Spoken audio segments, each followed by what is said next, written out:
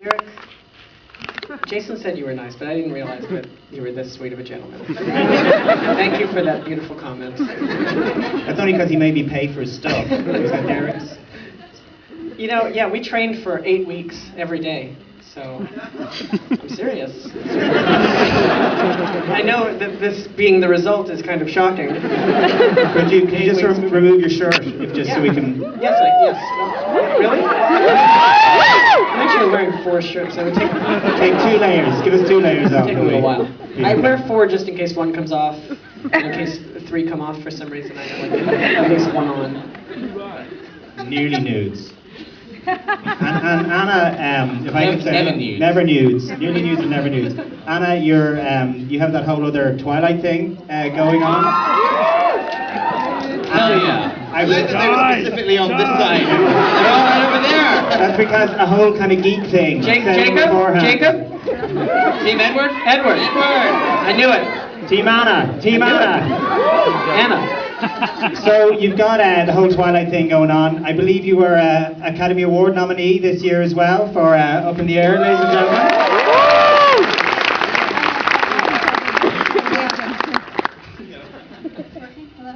Hello. Somebody outside just said congratulations on being nominated, like I hope you win or whatever. They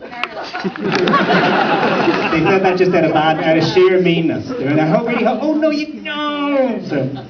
So you got the Twilight thing, you got the Oscar thing. Now you're in the best movie of the year. When does it end? After this movie.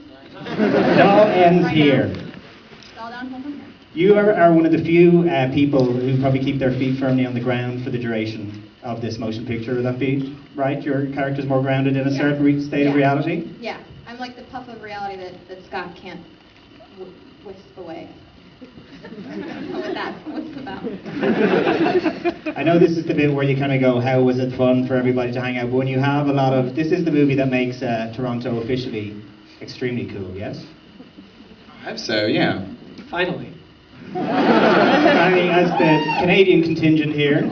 Well, this is the thing, this is the movie where Toronto finally gets to be Toronto, having been every single American state in pretty much every major American movie of the last 20 years. There is, sadly, you know what, we thought it would be really cool to be the first American film to shoot Toronto for Toronto, but there is one other. It's called The Love Guru. The Love Guru beat us to it again. Always the Love Guru. And as a Canadian, were you happy to come back to your... I loved it, yeah. It was, my family was an hour from where we were shooting, so I got to see them, and I think Toronto's a great city. It was great to get to live there for a few months, and this movie is such a love letter to the city. It's really nice to be a part of it. And I guess a question for everyone, there's been a lot of very bad video game movies. Would that be fair to say? What name a few? Name a few, let's see. Mortal Kombat. Resident Evil, there's Resident Evil, the second Resident Evil, there was the third Resident Evil. Isn't The Expendables the movie version of Contra? It's Tetris. If it is, it's a complete failure, I have to say. I would see Stallone in Tetris any day. Stallone in Tetris, the movie. But would you say that this is fair to say this is perhaps the first movie that it's like a love letter to video games? It's a love letter to the original graphic novel as well, but it's just there's so many layers and extra layers for people who really do. And it brings you back to, if we can name check, Spaced, ladies and gentlemen. It brings it back to the space days a little bit as well. Yeah, when I read the first book 6 years ago, it reminded me a little bit of Space, and Brian Lee O'Malley, who is half Irish, let's point out. Half the audience applauded. The half that is non-Japanese. He's half Japanese, half Irish, Brian Lee O'Malley. So it's just also for this special screening, even though it's a lot of Toronto love, every time Toronto is mentioned in this, and this is only going to be shown tonight, we have dubbed over the word Dublin on top. Just now for that. Once upon a time in Dublin. Back with a microphone for every We used to stand at the back and say Dublin every time we say Toronto. It reminded me a little bit of Space. It was the theme that it was nice to return to, because Space is about two people who kind of, their lives are governed by the pop culture they, watch, and this is like sort of Scott Pilgrim is kind of lost in a little movie inside his own head, so it's almost like Space, like the dream sequence where, Scott Pilgrim never wakes up. So it was really, fun to make, because it was kind of really, the books are really magical, and so it was a real gift to adapt. Was there any playing of games, computer games on set to get people in that zone? I played Nintendo almost every night. I brought my Deep Nintendo. method. What was that? Your deep method. Yes, I was preparing for the character. I brought my Nintendo from my boyhood, original Nintendo, and Super Mario 3, and Contra, and played almost every night. And Battletoads. And Jason, are you a big gamer?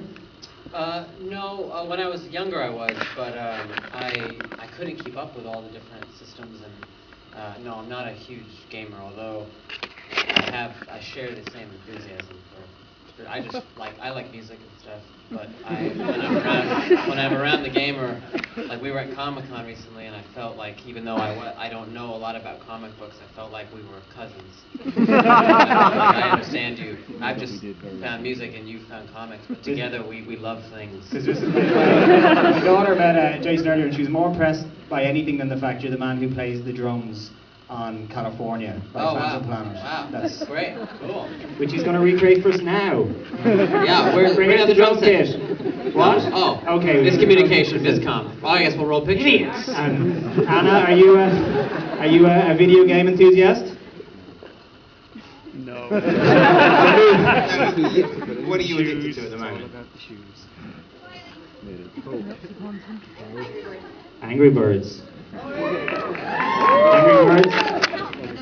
You see the way you pull the geeks back right there? They were kind of tense, and then you run. No, they still don't like me. Does anyone like her hands? Who likes her? Right here. I love you, Dublin. Love you. So Edgar, this is like 3 years' work. How do you feel now? Has it stopped? You were saying when did you do the director's commentary on the way to the plane? Oh yeah. No, it feels like it was only really finished about a month ago, so it feels like the paint is still wet. So it's been amazing. I mean, I worked on the script on and off for 5 years in conjunction with Brian Lee O'Malley, and then the film we worked on solidly for 2 years. And you know, we're really proud of it. We had a blast, and I would hope that is evident in the Well, we'll finish this quick session with one. Everybody's going to tell one true, interesting fact about themselves. We're going to start with Michael. If you can tell us an interesting, true fact about yourself. I wasn't prepared for that. Okay, I broke my nose skiing one time. The first time I ever went skiing was when I was 13. It's the girl who broke his nose! For skiing? For skiing or for breaking your nose? What were you cheering for? Both. Great. Yeah, it was embarrassing. And Jason? As a child, I loved to freeze fruit, and I became like an expert in it. And to this day, I can tell you which fruits freeze the best and which don't. The fruit. Bring on the fruit. No, okay. Well, later I'll say it. With the drums. So yeah, that's a fun fact. And Anna? I spent some of my childhood in my basement or my backyard setting hairspray on fire with my brother. Now we've got some The hairspray. DVD? The DVD or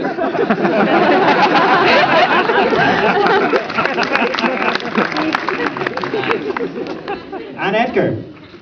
I once, when I was very young, when I was about 5, I saw a dead trout on the side of a riverbank, and I decided to put my finger in its mouth, and the jaws of the dead trout snapped shut, and I got a dead trout stuck on my finger. It was very traumatic. Flash forward to now. explains so much. I feel only tonight, only if you laugh and enjoy this film can I possibly get over the dead trout incident. So this is tonight for Edgar, where it can all come full circle. You can contribute. The healing can finally finish between fruit, the drums, the hairspray, and the trout. We're going to start. This is a wonderful film. I feel this is a generation definer. Was that a Flash Gordon music cue I heard in there at one point? There is a reference to Flash. You have Gordon. good There is ears. a Flash Gordon sound cue in there, which for geeks in the audience, for the 1.1% will go, that's a sound cue from Flash Gordon. Hey, can I just say, I've never been to Ireland, and this is the most amazing place, and I love Dublin. You guys are great. Mind-blowing. These are unreasonably nice people, so I suggest you tear them to shreds as Shut they up, leave your Derek. cinema. I know Michael's good for a loan, which he said on the way in. He's just handing out his money as he goes, so make sure to get... Oh! Woo! Alright. The euros are not worth anything anymore, Michael. It's all over. Only if you laugh. So, anyway, we're going to wrap it up. We have to start the movie. Enjoy the movie. Edgar, Anna, Jason, Michael. Thank you. Welcome to Hey. Dublin. I love you. All the unhappily married women in the audience, I love you. Good night. Thank you guys. Have you enjoyed?